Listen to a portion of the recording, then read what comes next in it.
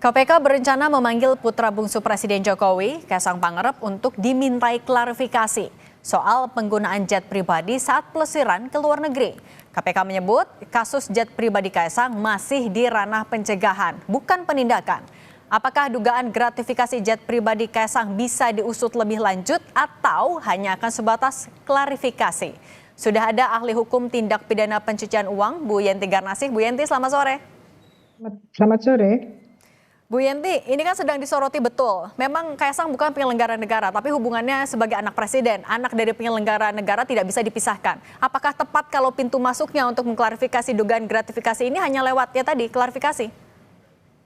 Ya, itu kan desakan masyarakat sepertinya ya. Kemudian KPK melakukan langkah-langkah. Tapi sebetulnya saya melihat ada yang harus KPK lakukan lebih dari sekedar klarifikasi ini, yaitu begini. Tapi penyelidikan saja, bukan penyidikan, penyelidikan. Ini kan ada gratifikasi berkaitan kemungkinan ini ada fasilitas yang diberikan kepada anak presiden atau adik wapres terpilih gitu ya.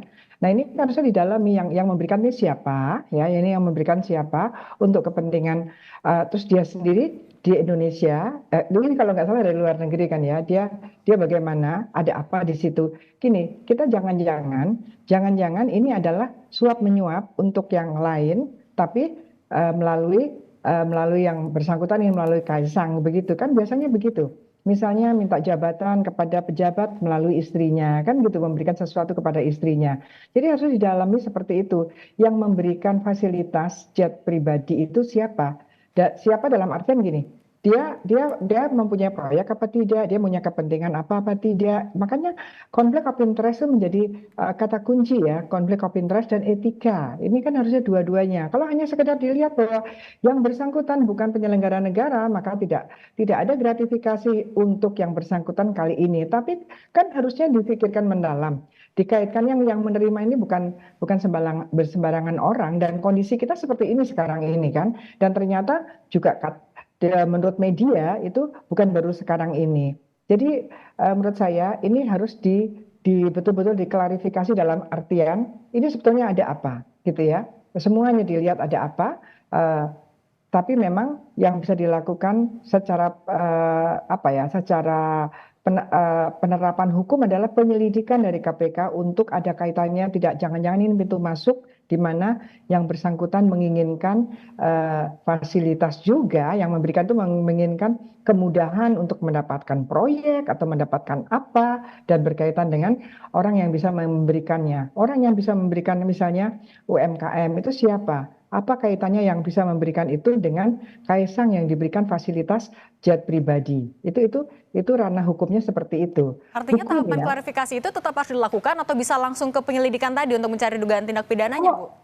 Kalau penyelidikan harus sudah jalan. Penyelidikan itu kan tidak ada upaya paksa, harus sudah jalan. Udah ributnya seperti ini, masyarakat ribut seperti ini, mereka jalan dalam penyelidikan, cari gitu ya.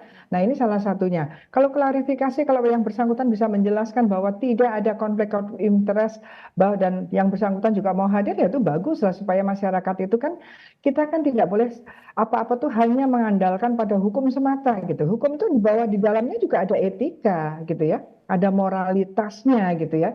Ini penting gitu. Bagaimana bagaimana penyelenggara negara atau negara ini bernegara ini tanpa ada etika, hanya kepada hukum, apalagi kalau hukum itu sendiri juga tidak dihormati gitu kan. Kita negara hukum, tapi dalam hukum itu ada esensi etika atau esensi moral, ada nilai. Nah itu penting gitu. Jangan begitu tidak ada hukumnya berarti tidak ada kewajiban apapun. Tidak, pasti ada gitu. Karena ini ada sesuatu yang tidak wajar gitu, yang dilihat oleh masyarakat tidak wajar. Sekarang alasannya apa?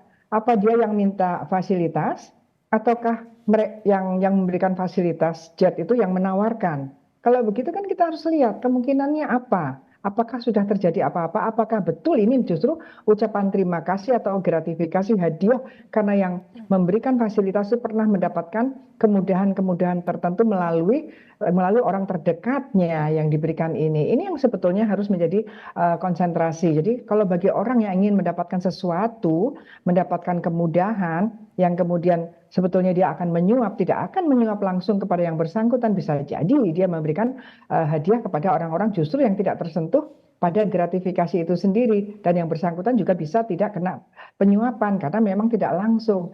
Ini yang sebetulnya yang harus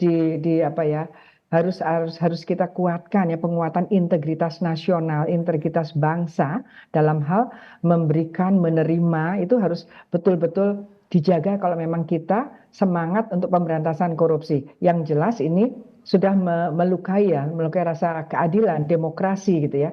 Kalau memang ingin sekedar memberikan sumbangan, kenapa tidak disumbangkan kepada orang miskin saja, kepada desa-desa gitu. Kenapa yang disumbang orang yang sudah segalanya ada, dan itu menimbulkan hal yang tidak baik, menimbulkan hal yang tidak etis ya di masyarakat tuh.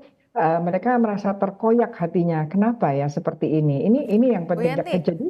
Tapi kan yang lagi soroti juga soal kaitan perusahaan asal Singapura itu dengan keluarga Jokowi. Kemudian juga lewat revisi Undang-Undang KPK. KPK kan ada di bawahnya eksekutif. Anda melihatnya beranikah KPK untuk menyelidiki Kaesang?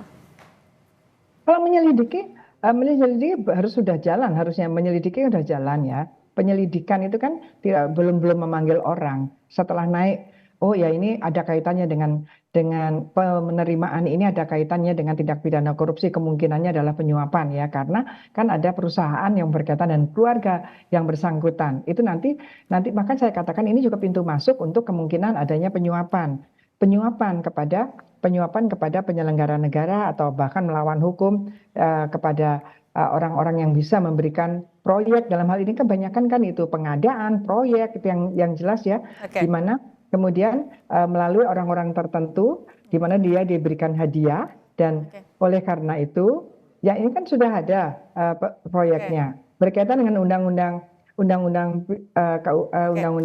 KPK yang baru ya, nggak ada urusannya kok berani apa nggak berani, itu kan hanya tempatnya saja. Begini, berkaitan dengan lembaga independen apa tidak independen itu bukan urusannya adalah penegak hukumnya independen apa tidak. Baik. Bu Yanti, artinya kalau ada yang tidak wajar KPK bisa langsung bertindak, salah satunya pintunya dari penyelidikan. Kita tunggu transparansi dan keberanian KPK untuk mendalami dugaan gratifikasi ini. Bu Yanti Garnasih, terima kasih sudah berbagi untuk Kompas Petang. Sehat selalu.